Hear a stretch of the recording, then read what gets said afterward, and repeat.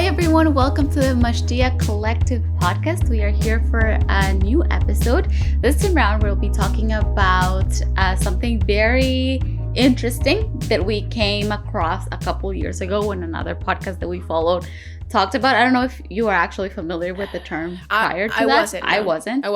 Yeah, I wasn't either. And from then, we kind of used it a little bit as a joke and things like that. But it's a bit of a fascinating topic because I feel like if you scroll through any of the corporate America jobs or something like that, you'll see it not referenced directly maybe, but like the kind of jokes that people make allude to this a little bit. Mm-hmm. And this is the Dunning Kruger effect. I hope I'm pronouncing it right. That's how I'm going to pronounce it for the rest of the episode. So if it's not okay, you know what I mean? Venezuelanism, like the Dunning Kruger effect. Right. And so so for anyone who is unfamiliar with this, and I'll just add this disclaimer, of course, neither of us is like a mental health professional or something like that who has like done research on this or studied this. Yes. This is applicable. Exactly, because of course we could do it. Speaking of the Dunning-Kruger effect, so basically I asked ChatGPT to give us a summarized, condensed version of what the Dunning-Kruger effect is. Soon to be Apple Intelligence. Sorry, I just had to say it. Yeah, I kind of saw this. Did you and see you know that? What? We can discuss it. Kind of. I haven't done a deep dive into it, but this is actually... You can probably leave a few minutes at the end of this episode to discuss it. Okay. You'll probably have to catch me up a little bit on the news because I just saw that they announced it, but I don't have no idea what I'll catch you up and then you can give me your immediate reactions to it. Okay, cool. Okay. So ChatGPT says that the Dunning-Kruger effect is a cognitive bias wherein individuals with low ability, knowledge, or competence in a particular area overestimate their own abilities. Low ability? This effect arises because their lack of knowledge and skill not only hinders their performance, but also prevents them from recognizing their own deficiencies. It was a concept introduced in 1999 in a 1999 study by David Dunning and Justin Kruger, hence the name, who found that people who are incompetent in a specific domain tend to 1. Overestimate their own skill level, 2. Fail to recognize the genuine skill in others, 3. Fail to recognize the extremity of their inadequacy, and 4. Recognize and acknowledge their previous lack of skill if they're exposed to training for that skill. Immediately, what are some of your reactions to this effect? Do you feel like you know people who have it? I feel being really honest, I feel offended because ChatGPT offended me because I feel like I have this, but now that now that you have read the definition that ChatGPT provided, I don't think I have it anymore. Okay. No, because I don't have a low ability. Because I can generally do it. Okay, here's the thing. And this is something that we've joked about a lot in the time that we've known each other over the past 10, almost 11 years, is that I'm in my mind, if I don't know how to do something, I'll invent it. You know what I mean? So for me, and okay, this might sound super. It's not. I'm not trying to be what's the word Chona. I can't speak English right now. I'm trying to be I don't know, arrogant about it. Thank you. Yeah, I'm not trying to be arrogant. I'm just trying to say I feel like I'm a resourceful person. So of course I'm not going to go operate on a cow. I'm not. There's certain things I know that I can't do, and I don't have the skill. But there's certain other things that I feel like with enough time and internet, I can probably figure it out. And internet. So I don't know. I feel like this is. But now that you've read the definition, I think this is different. The Dunning-Kruger effect is different than resourcefulness, because I have met people who genuinely think they are very skilled at something, and then their lack of ability is super evident. But then when you talk to them about it, and you bring it up, or you ask questions as to why they do certain things a certain way, then they can't explain it, and then it's you're a bit of a fraud. But they don't necessarily understand it. You know what I mean? So those are my first thoughts. How about you? Yeah, I think my first thought is that I definitely know and have met people who I would think, um, fallen victim to the Dunning Kruger effect. But I also question this a lot in the sense that, like, in my head, where's the line? And of course, it's very me to be questioning and not have a straight answer to this. But I'm like, in my head, where's the line of, like, the fake it till you make it, for example? Where's the line where you could be like, you know what? I'm gonna, like, try and I'm pretty, like, certain that I could do it or whatever. Like, basically what you were saying, because, like, you also have evidence of not having been able to do something in the past, and then being a quick learner, being able to figure it out, and then actually doing the thing. Yeah. So in my head, it's like, but maybe that's not the Dunning-Kruger effect, because, like, apparently, according to this, people who have it, they can't even recognize that they don't know it, right? That they need more training, or that they lack the knowledge and experience. So in my head, I'm like, I don't know. So this is the thing for me. We've talked about this before, but we took the Berkman personality test a couple of years ago for an organization that we work. Also, if you hear a bit of whining in the microphone, it's my dog. And if you see her, she wants to be a part of the conversation. And then if you see her on the video, she's just here. Anyway, we did the Berkman test, right? And according to this personality test and the different things that it measures, like, the scale goes from 0 to 99. And somewhere around the middle, like in the 40s or something, there's, like, a little bit of a hill. So it's shaped kind of like a hill or a triangle on both ends of the spectrum. And according to the theory of the personality test, and this is, I'll get to something.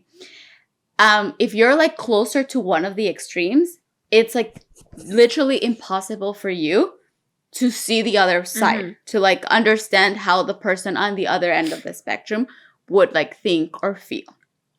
For me, something like self-awareness is very high up on the spectrum. Yeah. So for me, because I feel like I suffer from the opposite of the Dunning-Kruger effect, which is the imposter syndrome, where I'm, like, constantly underestimating my capabilities and my knowledge and experience. For me, it's, like, so hard to wrap my head around the fact that there are people who won't even acknowledge that they have more to learn.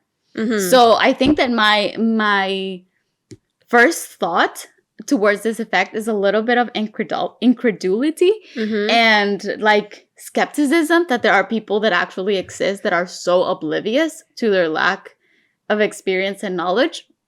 But apparently there are. But, like, have you not met people like that? I'm just looking up my Berkman just to see how I was on that spectrum, because I think I am also super highly self-aware.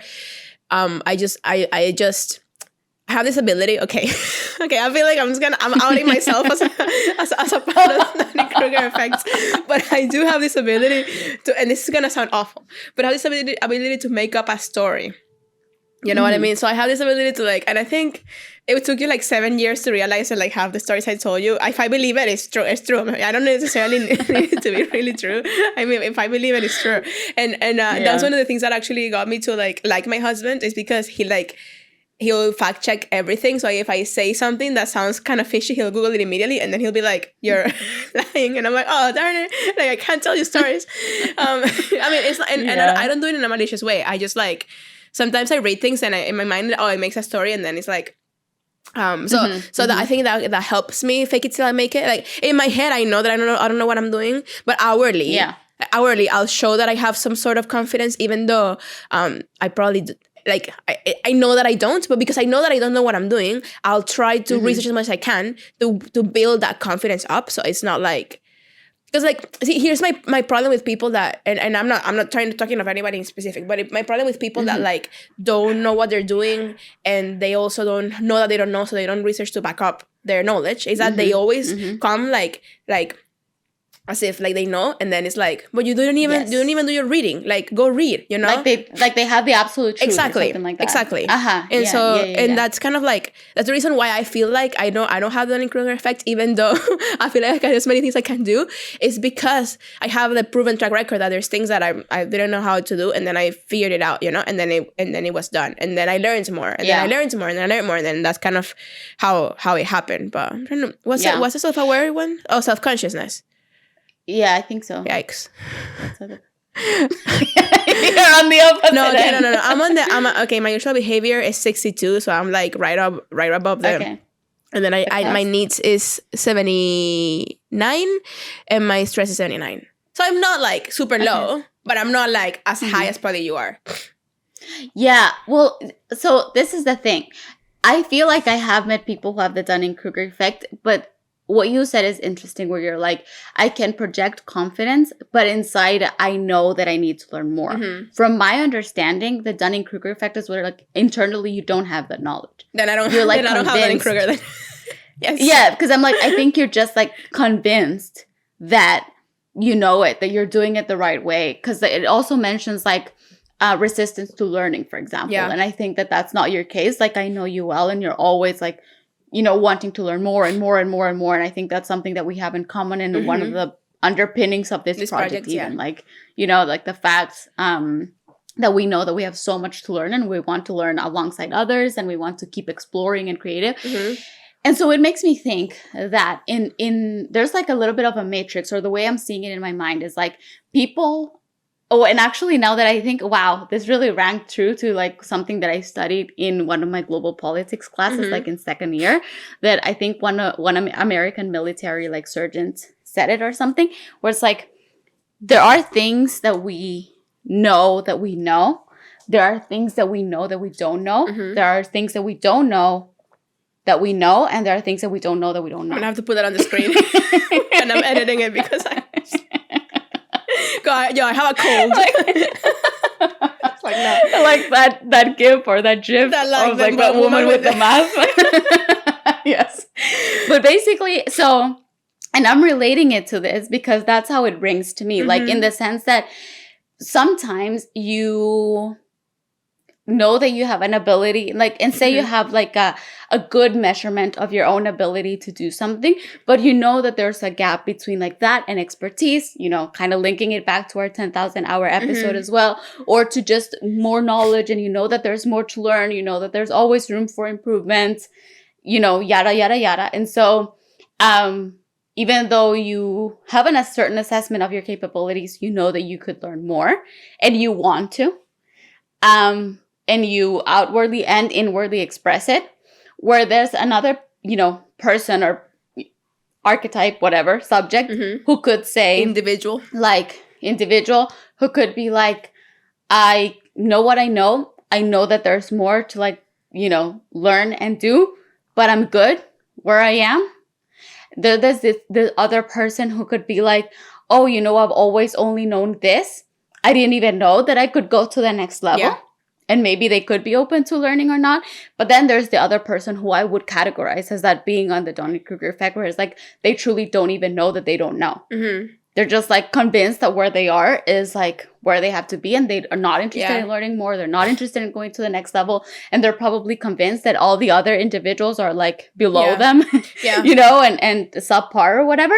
And so I feel like there's like a bit of a matrix or a spectrum where you could be in relation to Dunning Kruger, or like not at all, or again, or you're having this imposter syndrome or whatever, and the Dunning Kruger effect, and you probably could be like somewhere along the line. I feel like if you were to put the Dunning Kruger effect on one end and imposter syndrome on another end, it would be like a heat map. Like if you were to put colors to it, I feel like Dunning Kruger is on one end and it's red, and imposters is on the other end and it's also red, and the middle is the green, where you kind of have like enough self-awareness to know the things that you don't know and the things that you want to grow in, or to know the things that you don't know and you have no interest in. Like there's a lot of things that I have zero knowledge about, and that I also have zero interest in, like a lot of maths concepts. Like I'm like, I don't know, it's cool, you know, it's fine. My brain doesn't work for that. But there's other things that I don't know, that I know that I don't know, and I want to continue to grow. And I think somewhere humans kind of lie somewhere along the lines, you know. It reminded me, as you were talking, it reminded me of I can't remember the name of the dude in real life, but it reminded me of this show about WeWork on Apple TV. Oh, Adam Newman. And the way he's portrayed is like, I feel like that's a good case of with Dunning Kruger, because it's not like he doesn't know. It's like, because I feel like the problem is not that the people don't know they don't know. It's the problem is that they think that, or not the problem, or the symptom, I guess, is that they think that what they know is best. And so like, and that's like irrefutable. Like there's no way that any other opinion or whatever can change that, you know. And so I think that show portrays that in a very interesting way, like how he grew the company and then destroyed the company, and the whole way he just thought it was what he did was best. And so that's kind of what it made me think of. Yeah, I think that's a great example. And actually most examples that I could think of people that I know that I could be like, maybe there could be that, like they could have fallen into this effect, are people in like finance and tech. Not saying that I'm gonna stereotype, but I just wonder if there's also like certain disciplines or certain areas and industries that kind of almost require this in order to achieve a certain level of quote unquote success, or at least success as we traditionally know it, right? To get to the corner office or to get to the high salaries. Like, I wonder if there are certain areas, especially like professionally speaking, that almost kind of require you to be a little bit, to have this more cutthroat kind of arrogant attitude of I know best. Because I feel like this attitude is certainly rewarded in some environments. 100%. And I think it can, in very niche environments like finance or tech or startups, because people really don't know, like, because it's something new. Yeah. Then it's the confidence is rewarded a lot in those kind of like corporate environments. And then if you add confidence with the lack of knowledge that other people actually legitimately have, then that's how you get like so many crypto scams and like the whole NFT boom and things like that, because people didn't know. And as people started learning about it and investing time into learning about those things, then they realize, oh, this might not be the best thing. And then these people try to had to fight their way to keep their companies afloat and to stay confident. So I think that's where it comes in. It's like you have to believe in what you're doing to remain confident, and in those areas that reward confidence. And so the more you believe about it, the more you believe in it, the more I think it becomes an irrefutable truth in your head. You know, as with anything else. Totally. So talking about this, you know, and of examples of people that like may potentially have, you know, had this effect, because again, it's something that I, in a certain way, I think it's very internal, because, and it goes very much deep into the motivations of the heart, because like, you know, even as we were talking about earlier, like one thing is projected confidence, and one thing is like what you actually think about what you're doing when you're by yourself, lights off, about to fall asleep, and you don't have to perform, you know, to in front of anyone or to anyone. So, you know, like some of these people may actually have the Dunning Kruger effect, or some people may actually be like, you know, secretly a bit insecure, but they want the money so much and the recognition so much that they're willing to put up a confident front and move forward. I guess we'll never really know. But, you know, one way or another, I feel like kind of projecting this sense of arrogance. And when I say arrogance, I truly mean like the way that probably this effect presents itself. It's not like a character judgment on any one particular individual, but like, you know, this arrogance or whatnot, like it clearly does have some consequences. You know, it can definitely, just honestly like ruin a complete project. It can have like such big reverberations on an organization and individuals who work with you, be it colleagues or people who are under you that you supervise and manage. And like, I just wonder, do you ever feel that you've been personally like affected by someone who may potentially have the Dunning Kruger effect? Yes, I have, and it's very close to my heart currently. So I don't want to say anything that like that might make me upset, because I get very upset by what's the word, by incompetence. I mean, I don't want to be like judgy, but you know what I mean. Like I get very upset by those things because as you said, I really try to seek knowledge and like in the things I do. Like if I'm gonna do something, I try to learn as much as I can about it and try to build my knowledge up, like, and try to stay on top of new things and whatnot. So yeah, and I think the worst part about it is not so much that like the thing itself breaks, like the project or the whatever you're doing itself, but also the relationships. Because like it's as humans, it's really hard for, at least for me, I know maybe some other people do it great, but for me, it's really hard to compartmentalize like a friendship, you know, like we're friends or we're working together, we're professional, all those things. So like I feel like whenever there's relationships that that get affected by people that maybe are struggling with these kind of things, then it's difficult to remain empathetic. I feel like, you know, I think at least for me, it's difficult, and it just makes it harder to have relationships with people that are like so convinced that they're right, and because I feel like in life there's a lot of like grace, right? And we talked about this before. There's a lot of absolute truths, and those exist, but there's also a lot of grace and a lot of things that don't necessarily. But it doesn't matter if you do it one way or another, you know. But but when you're so like stubbornly attached to something, yeah, I don't know. I feel like, especially when it's like stupid things, like it's okay if you do it one way or another, the outcome is the same. But then you're so attached to it that I feel like you kind of forget that we're on the same team for the same outcome, and so that just kind of ruins my experience. You know what I mean? So that's kind of I don't know if you've experienced something similar to that too.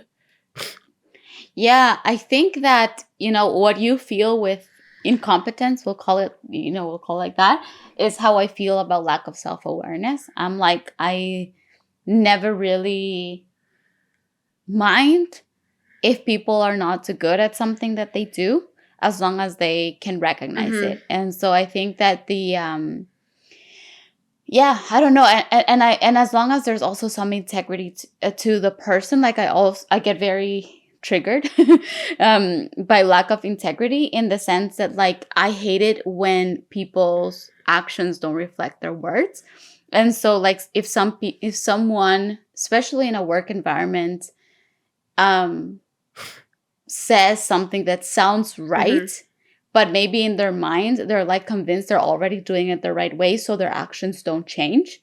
But, you know, they say things like, oh, you know, how can I help you? Or how can I be better? Something just because it's like what is expected of the organization. But then your actions reflect that you're already so convinced and set in your ways and not willing to change. So I think that, and not self-aware enough to know that change is needed. Right.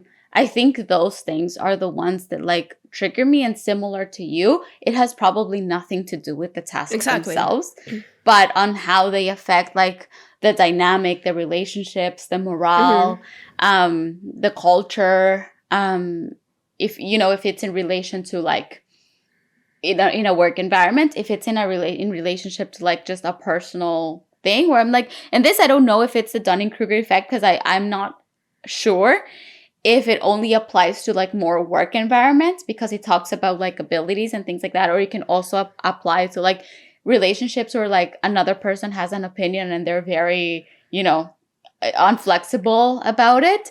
I think that like in my head, so I've had relationships that like are damaged or probably are not as good as they could be, because like just speaking to that person who is completely inflexible and completely set in their minds and in their ways, and it's like talking to a wall. Sometimes that's how it feels.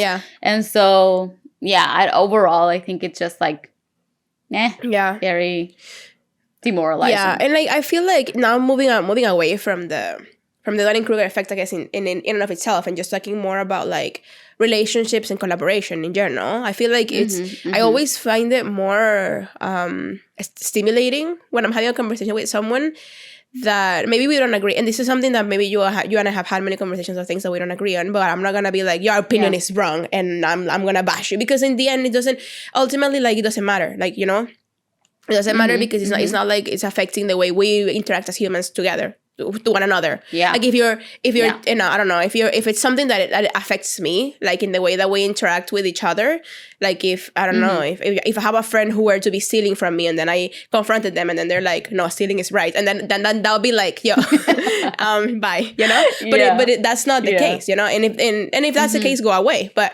that's not the case. So like I feel like there's kind of categories of opinions and categories of things. But I feel like the differences like build that collaboration and build that like I don't know, like that I don't know. I for me it's just more stimulating because I also want to learn. Like I also want to learn because we tend to, as humans, we tend to surround ourselves with like echo chambers of ourselves, like the way that we read news, the way that we. Like for example, I tend to lean more like center left with my political opinions. So whenever I like read news that are extremely on the other side, they start enraging me, and then I'm like, no, I actually want to know why you think the way you think, and then I try to interact with people. And there's one person in particular who's like the complete opposite of my political thought, and she's an awesome person, and we've had conversations about this, and she's told me why she thinks the way she thinks about it without attacking me, because it's opinions. It has nothing to do with us personally. It's just something external. Because I think that's the other thing, is that we don't know how to, as humans, we don't know how to differentiate between the individual and the opinion, you know. Not just like, not because I if I don't agree with something you say, doesn't necessarily mean that I need to hate on you, you know, because what you think, it doesn't necessarily reflect who you are, and we can have different opinions as much as we can have different works of art. Like it doesn't, like, for example, like if I write a piece of music that sucks, you can tell me it sucks, but you don't have to attack me, you know. That sucks.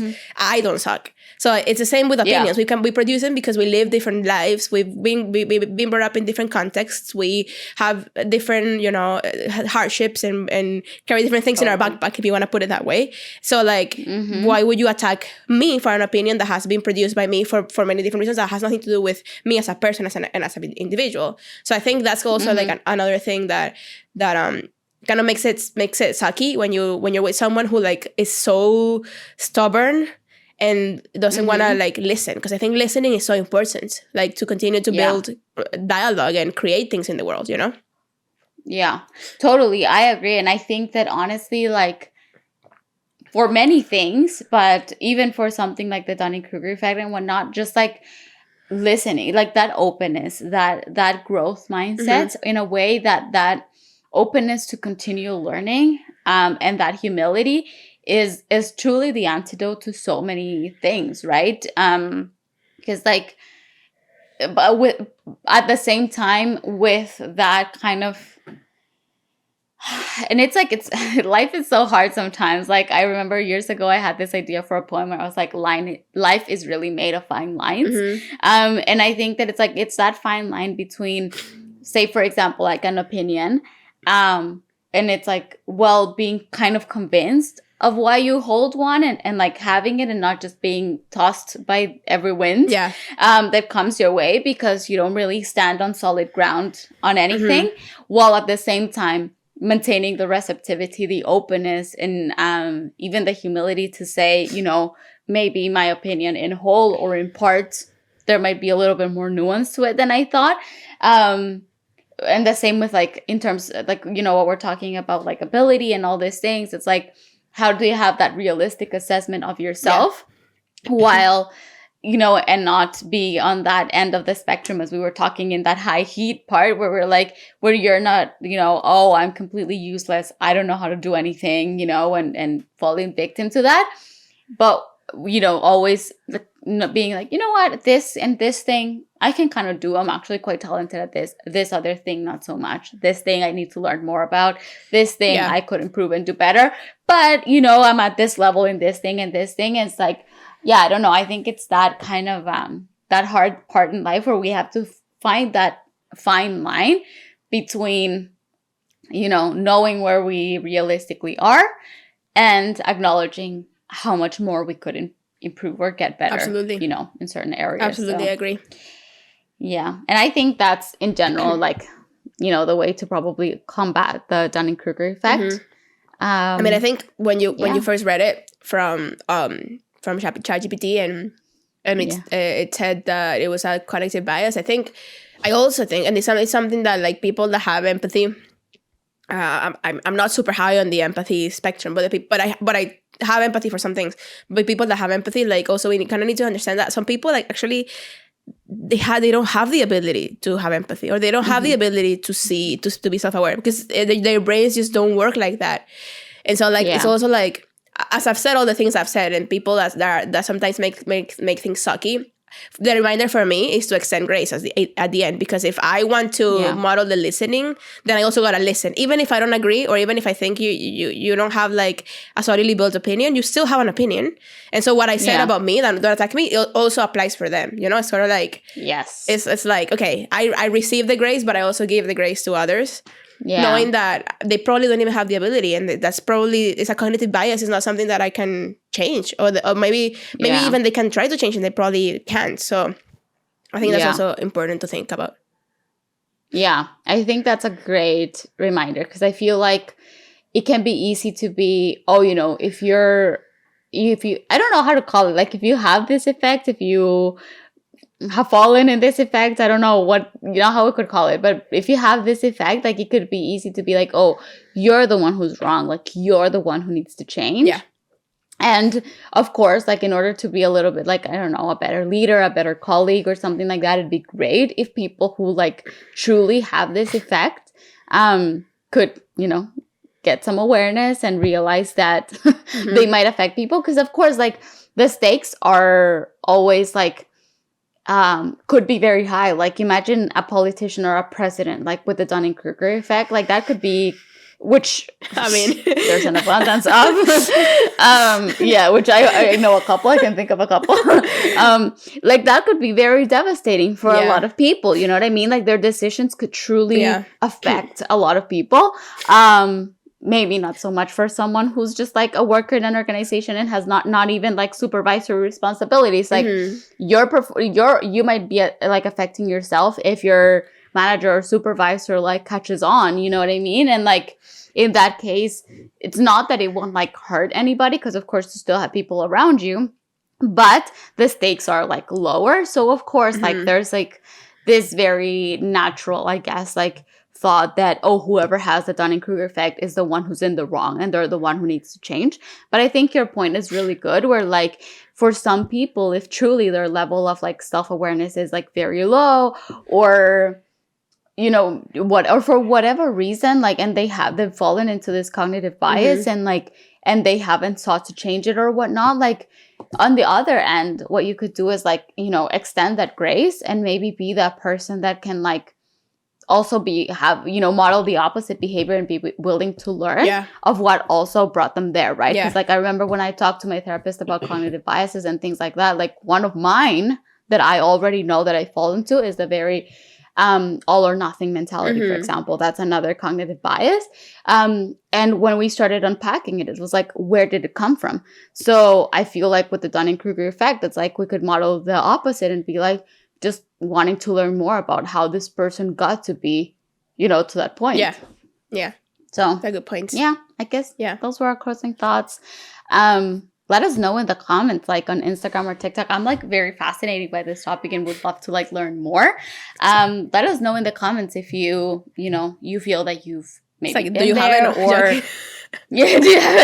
or like, if you've been impacted by someone who like maybe you think could have had it as well, and like if there are other ways that we kind of missed talking about how this can impact others, or potential ways to like counteract it, both the Dunning-Kruger and the imposter syndrome. I mean, we didn't do a deep dive in imposter syndrome, but I think that it's something that a lot of people in our generation also are facing, and so it's something that we could potentially talk about in another episode as well.